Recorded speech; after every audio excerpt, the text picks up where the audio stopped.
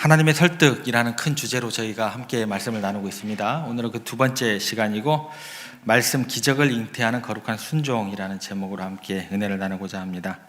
우리가 오전 시간에 성탄의 기적을 가능케 하는 첫 번째 열쇠가 성령의 능력이라 함을 우리가 함께 생각을 해봤습니다. 나는 할 수 없으나 성령이 덮으시면 가능하다. 나는 빈 장갑과 같으나 성령의 손이 들어오시면 나는 하나님의 말씀을 아름답게 연주할 수 있다. 능력을 부음받게 된다라는 내용이죠. 이 믿음이 우리 가운데 충만하게 되기를 먼저 여러분들을 축복합니다. 자, 그렇다고 했을 때 이제 우리가 두 번째 단계로 좀 넘어가야겠습니다. 하나님이 능력을 약속을 하셨습니다. 성령을 보내주셨습니다. 이제 공이 우리에게 넘어왔다라고 우리가 생각이 되어질 때 그 능력 앞에서 우리가 이제 어떻게 반응해야 할까, 이 문제를 우리가 직면해 보고자 합니다. 성령님은 우리가 오전에 살펴봤던 것처럼 막무가내의 그런 성품을 가지신 분이 아닙니다. 인격적인 분이시다. 항상 기억하시기 바랍니다. 그래서 성령님께서 여러분들에게 찾아오시고 난 다음에 여러분들을 팔을 비틀지 않아요.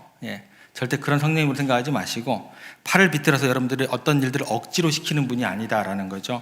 우리가 자발적으로 결단할 때까지 우리의 마음 한쪽 구석에서 기다리고 계시는 성령님으로 생각을 하셔야 된다는 거예요. 그래서 이 시간 우리가 성령의 능력을 힘입는 자가 선택해야 될 두 번째 설득, 말씀과 순종에 대해서 함께 생각해 보겠습니다.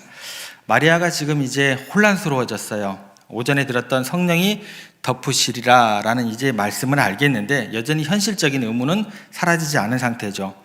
하나님께서 능력 주신 건 알겠는데 그게 정말 내 삶에 현실이 될 수 있을까? 이 의문이 사라지지 않더라는 거예요. 이때 천사가 하는 얘기가 뭘까요?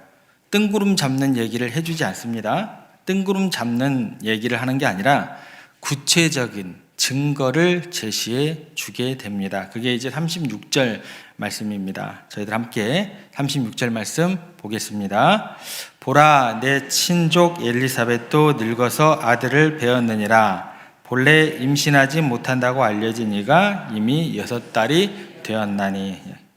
천사가 지금 이야기하는 게 뭐예요? 마리아의 친척 엘리사벳을 증인으로 이제 소원을 하게 됩니다. 엘리사벳이 누구이냐면요, 온 동네가 다 아는 불임 여성이었다라는 거죠. 그리고 나이가 지금 거의 할머니가 거의 다 되어 있는 그런 나이에 이르렀다라는 것입니다. 의학적으로 불가능한 상태다라는 거죠. 그런데 천사가 이야기합니다. 마리아야, 네가 가서 한번 봐라. 불가능하다는 그 엘리사벳이 임신한 지 벌써 6개월이 되었다. 그녀가 배가 불러 있다. 이게 팩트입니다. 이게 현실이다라는 것을 이야기해주고 있다라는 거예요. 하나님께서 여러분들에게요, 무조건 덮어놓고 믿으라 고만 하시는 분이 아니십니다. 이렇게 얘기 잘 안 하세요. 하나님의 말씀이 실제로 역사한 현장을 성경을 통해서 우리에게 가르쳐 주시고, 또 믿음의 증인들을 통해서 여러분들에게 증거해 주시고, 그렇게 여러분들에게 계속 설득을 하시고 여러분들의 그 마음이 변화되기를 기다리고 계신다라는 거예요. 무슨 얘기냐면, 엘리사벳을 가서 봐라. 내 말이 거짓말 같으냐? 엘리사벳 봐라. 하나님의 말씀이 떨어지면 죽은 태도 열린다. 닫힌 문도 열린다. 라는 이야기를 하십니다. 사랑하는 여러분, 성령님의 능력을 의심하지 마시기 바랍니다.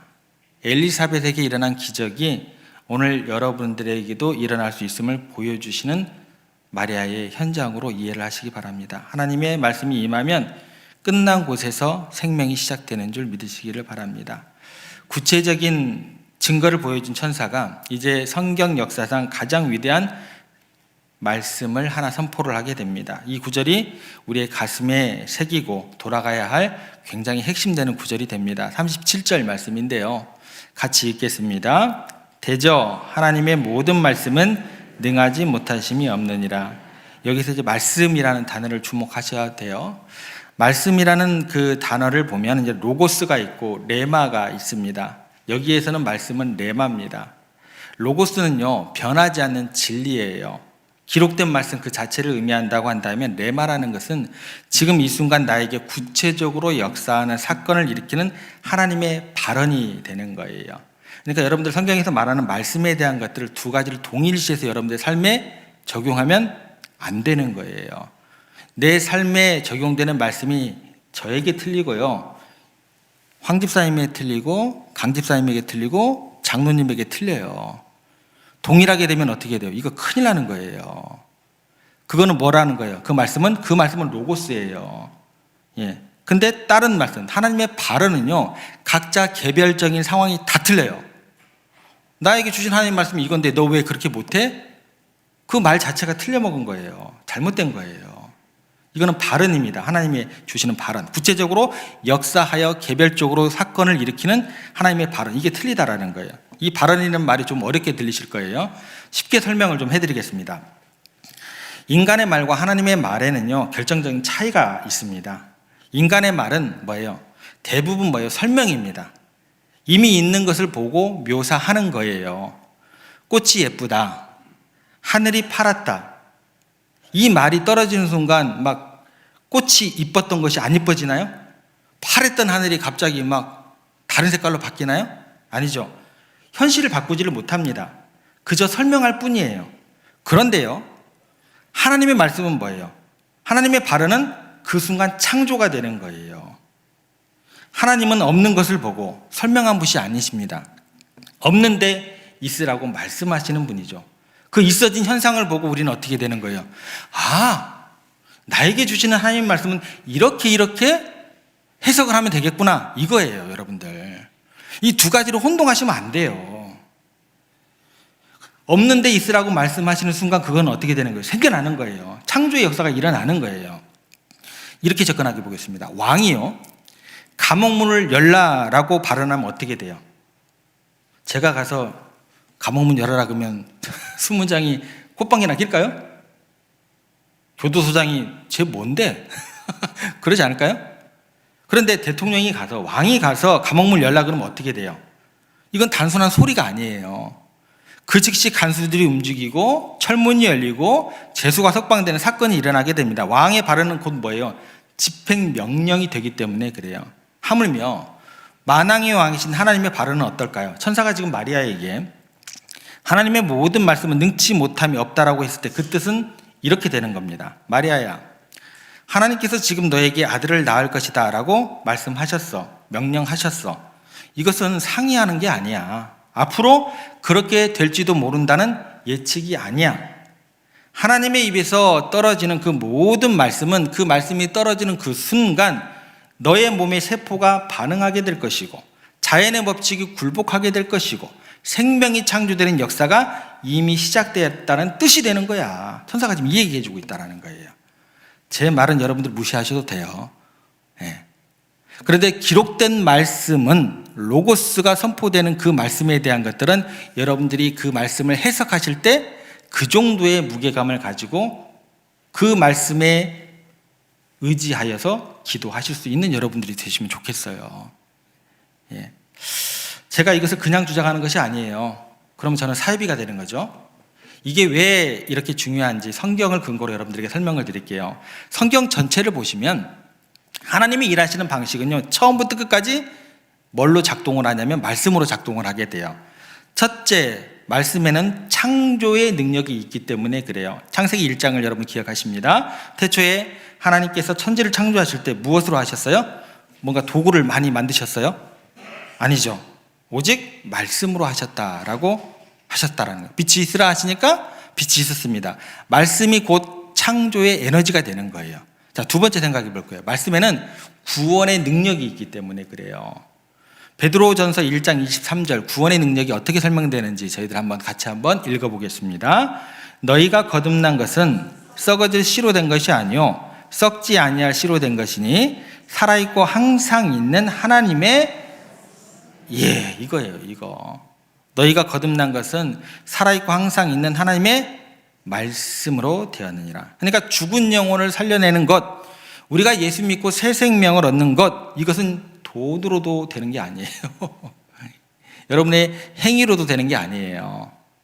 말씀이 우리 심령이 떨어질 때 일어나는 기적이 된다라는 거예요. 두 번째까지 말씀을 살펴봤습니다.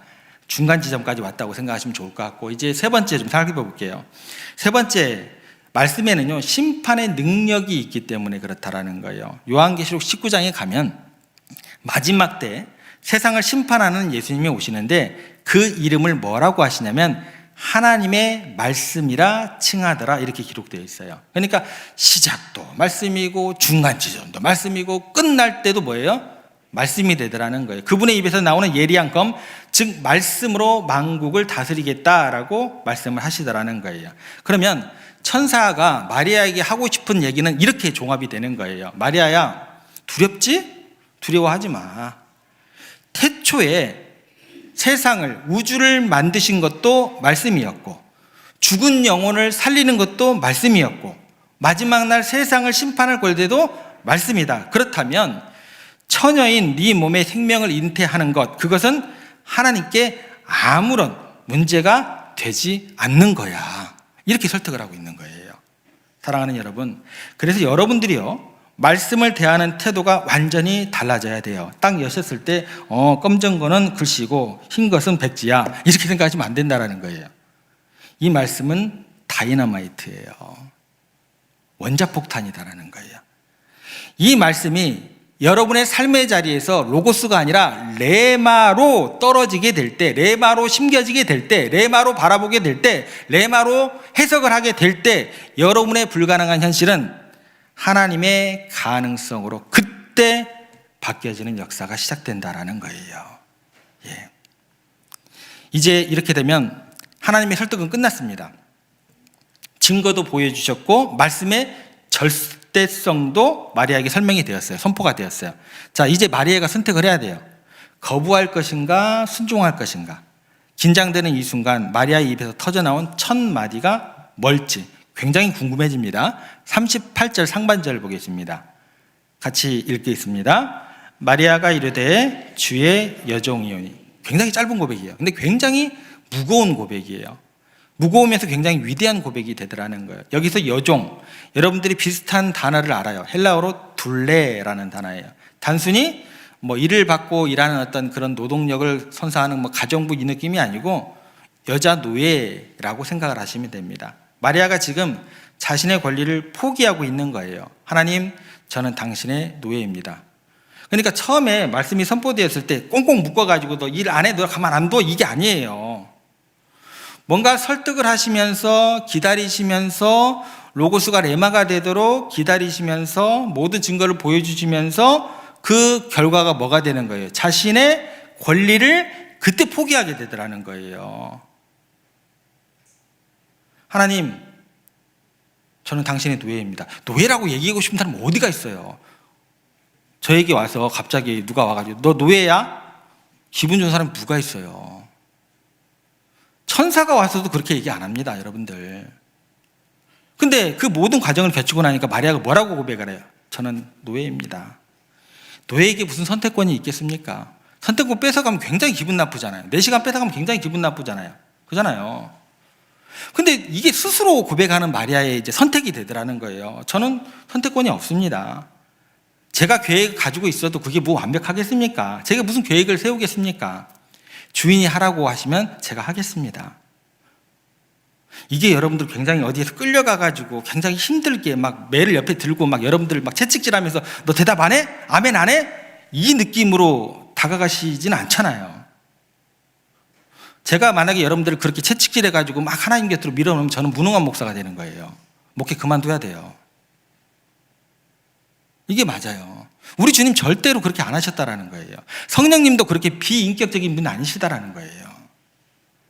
이게 순종의 기초가 돼야 된다라는 겁니다. 그런데 여러분, 마리아가 자신을 노예라고 고백한다라는 것 단순한 겸손이 아닙니다. 목숨을 건 도박이었다라는 건 여러분들이 더 잘 아십니다. 당시 유대인의 결혼 풍습 우리가 이해할 필요가 있습니다. 마리아와 요셉 지금 정혼한 상태예요. 약혼한 상태예요. 결혼이 아니에요. 그런데 오늘날의 약혼과는 다르죠. 당시 유대법에서 정혼은 법적으로 이미 결혼한 것이랑 마찬가지입니다. 남편이 죽으면 그 순간 과부가 되는 거예요. 결혼식 안 올렸어도 결혼 못해요. 예, 정혼한 상태에서는. 그런데 이 기간에 여자가 임신을 했다? 이거는 율법에 따라서 간통죄가 되는 거예요. 동네 사람들 돌로 들어서 쳐 죽여도 전혀 문제가 되지 않는 사형에 해당하는 죄가 되는 겁니다. 지금 마리아가 주의 여종이오니라고 말하는 것은 이런 뜻이 되는 거예요. 하나님, 내 몸의 주인은 하나님이십니다. 이 일로 내가 파혼을 당해도 좋습니다. 사람들에게 손가락질 받아도 좋습니다. 아니, 돌에 맞아 죽는다 해도 좋습니다. 주인이 하라고 하시면 제가 따르겠습니다. 이 정도까지 지금 나가고 있다는 거예요. 너무 심하게 나가죠? 근데 온전한 순종으로 나아가게 되더라라는 거예요. 심리학자 게리 콜린스라는 분이 책을 썼는데 거기에 균형 잡힌 그리스도인이라는 책을 썼는데 거기에 이렇게 우리들의 모습을 꼬집는 이야기가 나옵니다. 현대 사회에서 가장 인기 없는 단어가 있다면 그것은 바로 뭘까요? 예, 맞아요. 순종이다. 순종. 여러분에게 순종은 어떻습니까? 인기 있는 단어죠. 아무도 대답을 안 하시네. 우리는요, 말씀을 듣는 걸 굉장히 좋아해요. 그래서 뭐 유튜브를 찾아서 듣기도 하고 또 여러 가지 어떤 좋은 목사님들 찾아다니면서 듣기도 하고 그러면서 이제 그 말씀에 대해서 우리가 은혜를 참 많이 받습니다. 그래서 은혜 받습니다라고, 네 받았습니다라고 이야기도 많이 합니다. 좋아라 하기도. 그런데요, 그 말씀대로 살기 위해서 내 시간을 포기하는 순종은 싫어해요. 내가 손해보는 순종을 하기는 절대 싫어해요. 내 안전을 포기하는 순종은 싫어요. 독일의 신학자 보네포 목사님이 단호하게 이렇게 이야기를 합니다.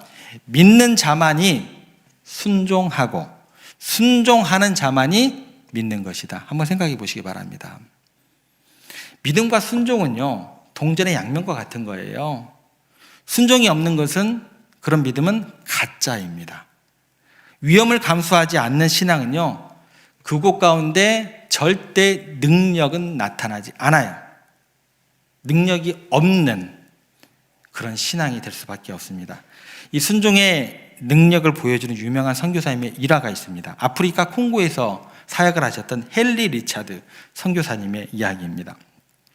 원주민들에게 복음을 전하기 위해서 7년 동안 엄청나게 땀과 눈물을 흘려서 수고를 했지만 열매가 하나도 맺혀지지 않았어요. 그래서 이제 그가 생각을 했어요. 야, 이제 이 사람들에게 성경을 더욱더 집중적으로 좀 가르쳐 봐야겠다. 그러면 열매가 맺어지지 않을까? 공부를 시켜야겠다는 거죠. 우리나라 말하면 제자 훈련을 좀 똑바로 좀 시켜야겠다는 거죠. 그래서 누가복음을 복음을 번역을 해서 매일 가르쳐야겠다라고 결단하고 시작을 하게 됩니다. 그러다가 앞에서부터 쭉쭉쭉 가다가 어느 날 누가복음 6장 30절 차례가 딱 도달했어요. 누가복음 6장 30절이 뭘까요? 자, 같이 읽겠습니다. 내게 구하는 자에게 주며 내 것을 가져가는 자에게 다시 달라 하지 말며. 이 구절이 딱 왔어요. 선교사님이 이제 막 머리가 이제 복잡해지기 시작해요. 이 말씀대로 가르쳤다가는 큰일 나게 생겼는 거예요. 그렇지 않아도 이 원주민들이 욕심이 많은데 이 말씀 듣자마자 내 물건 다 달라고 하면 어떻게 하지? 그럼 나는 빈털터리가 됐는데 걱정이 이제 쌓이게 된 거예요. 그래서 인간적으로 계산을 한 거죠. 그래서 이 날은 이 구절을 슬쩍 넘어가야겠다. 그렇게 생각을 하게 되는 거죠. 그런데요, 그렇게 마음 먹는 순간 마음이 너무나 괴로운 거예요. 성령님께서 계속 옆구리를 쿡 찌르는 거예요. 그러면서 이렇게 이야기하시는 것 같아요. 너는 말씀을 가르치는 자냐, 아니면 말씀대로 사는 사람이냐? 이렇게 질문을 하시는 거예요. 그래서 결국 고민 끝에 다시 그 본문으로 돌아가서 말씀을 전했습니다. 그리고 이렇게 선포했습니다. 이것이 하나님의 말씀입니다. 우리는 이 말씀대로 살아야 합니다. 아니나 다를까 평소에 선교사님에 대해서 별로 안 좋은 생각을 갖고 있던 사람들이 이 말씀이 끝나자마자 선교사님 집으로 막 몰려오게 됩니다. 선교사님, 말씀대로 사세요. 당신의 글은 내가 가져갑니다. 당신의 옷 내가 가져갑니다. 이것 가져갑니다. 저것 가집니다. 선교사님 어떻게 했을까요? 눈을 질끈 감고 순종했습니다. 그릇도 주고 옷도 주고 자신의 소중한 거 다 내어주었습니다. 그리고 선교사님 뭐가 되었을까요? 빈털터리가 되었습니다. 쫄딱 망한 것 같았습니다. 그 다음에 어떤 일이 벌어졌을까요? 그날 저녁에 물건을 가져갔던 원주민들이 그 물건들을 다시 다 들고 집으로 찾아오게 됩니다. 그리고 선교사님 앞에 무릎을 꿇었습니다. 선교사님, 저희는 선교사님이 가짜인 줄 알았어요. 지금까지 백인들은요, 말로만 사랑 떠들었거든요. 그런데 당신이 손해를 감수하고 그 신의 말씀대로 순종하는 걸 보니까 당신이 믿는 예수는 진짜 백인가 봐요. 이제부터 그 예수님 우리가 믿겠습니다. 그동안요 7년이 넘었어요. 아무리 설득을 해도 요주부동이었던 원주민들이 선교사 한 분의 무모한 순종을 통해서 마음문을 열게 된 거예요. 그곳에 거대한 부흥이 일어나게 됩니다. 여러분, 성탄의 기적이 뭘까요? 여러분들이 뭔가를 아는 데서 오는 게 아니에요. 여러분들이 말씀을 이해하는 데서 오는 게 성탄의 기적이 아닙니다. 성탄의 기적은 어디서부터 온다고요? 순종에서부터 오는 거예요. 오, 진짜 저런 교회가 있었어? 저런 목사가 있었어? 저런 장로가 있었어? 순종에서 온다라는 거예요. 마리아가 마지막으로 고백하게 됩니다. 38절 하반절입니다. 뭐라고 고백하게 될까요? 말씀대로 내게 이루어지이다. 이 고백이 떨어지는 순간 천사 떠나갑니다. 하나님의 음성 안 들려도요, 내 마음 가운데 성령님이 그냥 딱 주인 되셔가지고 전혀 흔들림도 없고 요동함도 없어요. 하나님 제발 제게 좀 말씀 좀 해주세요. 필요 없는 단계예요. 그냥 성령님이 내 안에 계시는데요. 이제 천사 떠나갔어요. 설득도 필요 없습니다. 그리고 그 순간 기적이 잉태가 되었다라는 거예요. 말씀을 정리합니다. 사랑하는 여러분, 오전에 우리가 성령의 능력을 구했고 지금 이 시간에 우리는 말씀에 순종하기로 결단했습니다. 마리아가 말씀대로 이루어지이다라고 했을 때 예수님께서 잉태되었습니다. 오늘 이 시간 여러분의 입술로 이렇게 고백하시기를 바랍니다. 주님, 저는 도저히 이해할 수가 없습니다. 현실도 암담합니다. 그러나 주님께서 말씀하시니 따르겠습니다. 내 이성 내려놓겠습니다. 내 경험 내려놓겠습니다. 내 자존심 꺾겠습니다. 저는 주님의 종입니다. 말씀대로 우리의 삶 가운데 이루어 주시옵소서. 이런 위대한 순종이 우리 가운데 고백으로 터져 나올 때 여러분의 가정에, 여러분의 일터에, 여러분의 또한 상한 심령 가운데 예수 그리스도의 생명이 잉태될 줄 믿습니다. 이제 우리에게 남은 건 딱 하나예요. 성령을 주시고 말씀을 주신 하나님의 그 본 마음은 무엇일까? 그것을 아는 거예요. 도대체 왜 이렇게까지 우리를 사랑하시는 걸까? 오늘 시간이 많이 되었으므로 이 말씀에 대한 것들은 성탄절 아침에 온 가족이 함께 모였을 때 그 축복의 자리에서 마지막 퍼지는 하나님의 은혜에 대해서 함께 나누겠습니다.